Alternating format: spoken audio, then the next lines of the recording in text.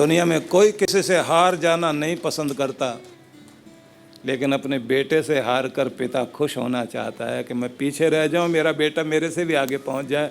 जब भी कोई कहता है आपने तो बहुत तरक्की की पर आपके बेटे ने तो और भी कमाल कर दिया, तो पिता का सीना चौड़ा हो जाता है। बस यही सुनना चाहता हूं, मेरा बेटा मेरे से भी कहीं आगे चला जाए।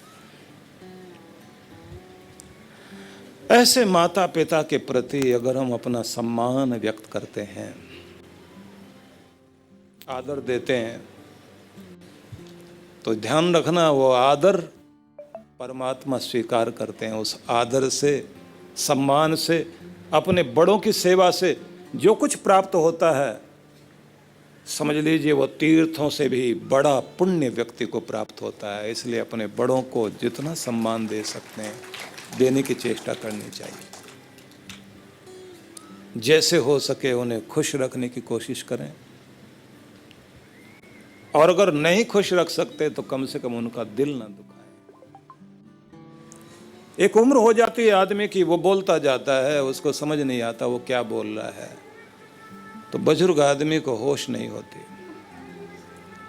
जब आप बच्चे थे आप भी बहुत बोलते थे, तो अपने माता को, पिता को जब उनको अपना ध्यान न रखना आए, उस समय जो सेवा कर सकते हो उनके लिए जरूर करो। और एक बात जरूर ध्यान रखना, बहन शादी होने के बाद घर में आती है या बेटी, बार बार बुलाते रहो और उसको खाली हाथ कभी ना भेजो। उसे एहसास होता रहे कि इस घर पर आज भी तेरा उतना ही अधिकार है, तेरे घर में आज भी तेरी बहुत जरूरत है। क्योंकि जब भी वो घर में आती है बहुत सारी दुआएं लेकर के आती है, बहुत सारे आशीर्वाद लेकर आती है।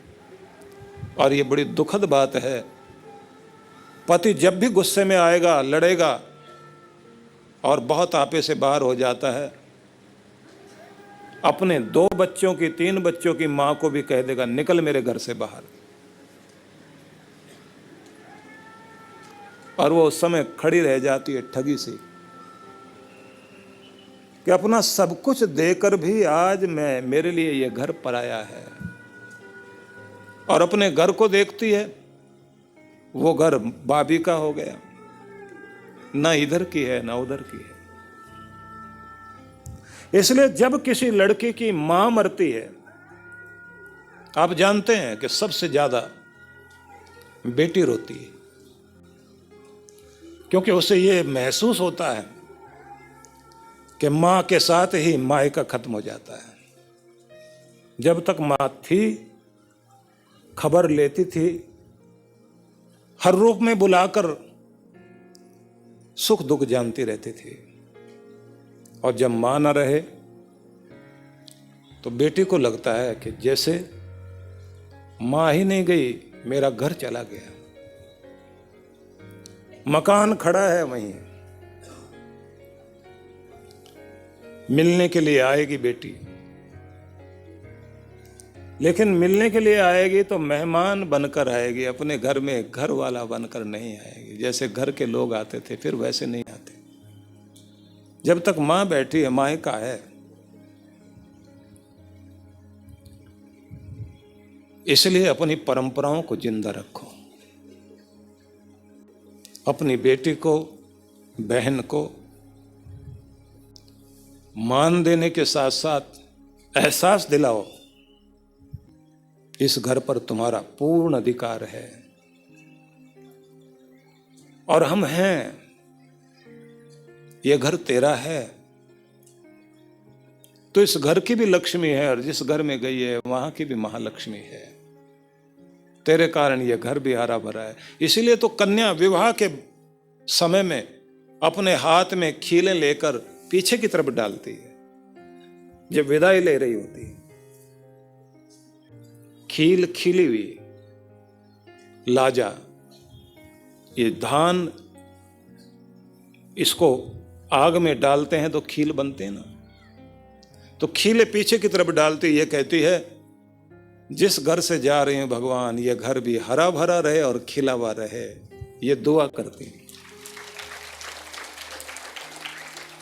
जिस घर में जा रही हूं वो भी हरा भरा रहे, मेरा पांव रखना वहां खुशियां देने वाला।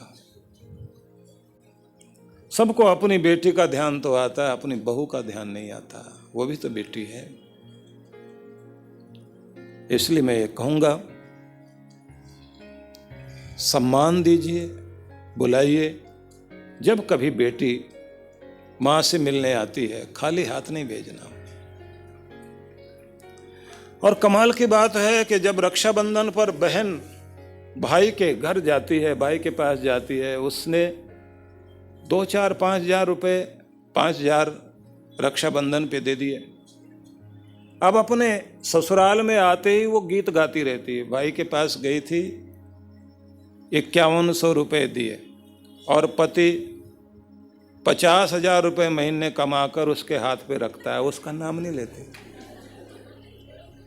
वो 5,000 की बात, 5100 रुपये की बातें करती है, क्योंकि वो बताना चाहती है कि मुझे ऐसे मत समझ लेना। वो पैसे नहीं दिए गए, ये बताया गया है कि बहन तेरी कद्र आज भी है, तेरे पीछे भाई की ताकत खड़ी हुई है, परिवार की शक्ति खड़ी हुई है, इसलिए उसके गुण गाना चाहती है। और इधर मां, बेटी जैसे ही घर में आती है, मां से मिलने, भाई को राखी बांधने, अब मां से चला नहीं जाता, हाथ में डंडा पकड़कर चलती है। शरीर बूढ़ा हो गया, उसको ध्यान में आ रहा है कि मेरी मां कैसे दौड़ती रहती थी, कैसा शरीर हो गया। अब मां के पास बैठेगी, मां ठीक है तो इधर मां बोलेगी, बेटा और कहीं इधर उधर मिलने के लिए जाओगी, चले जाना, लेकिन थोड़ी देर मेरे साथ जरूर बैठना। अब बेटी एकदम बोलती है, मां मैं जानती हूं तू मेरे बारे में पूछेगी, मैं बिल्कुल ठीक ठाक हूं, तू मेरी चिंता मत किया कर, और मैं अपनी सहेलियों से मिलके आती हूं, मुझे जल्दी वापस भी जाना है। जैसे सबसे मिलकर आती है, देखती है डाइनिंग टेबल के ऊपर कितनी तरह की सब्जियां, कितनी तरह का खाना लगाकर मां बैठी हुई है। अब ये कहती, मां मैं जहां जहां गई थी ना, थोड़ा थोड़ा वहां भी कुछ खाया है? नहीं बेटे, मेरे हाथ से जरूर खा। और फिर उसे ध्यान आता है कि जो जो भी मेरी पसंद की चीजें सब मेरी मां को मालूम है, वही डाइनिंग टेबल पर सजा कर रख दी गई। तब उसे समझ में आता है कि मेरी पसंद का ध्यान रखने वाला मेरे ससुराल में कोई नहीं, लेकिन मेरे मायके में एक कोई है, मेरी माँ, जो मुझे जानती है मुझे क्या पसंद है।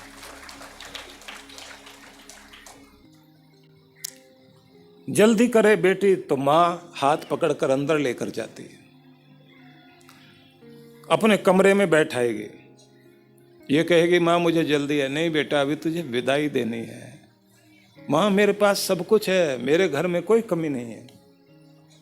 नहीं, बेटी को खाली हाथ नहीं भेजते।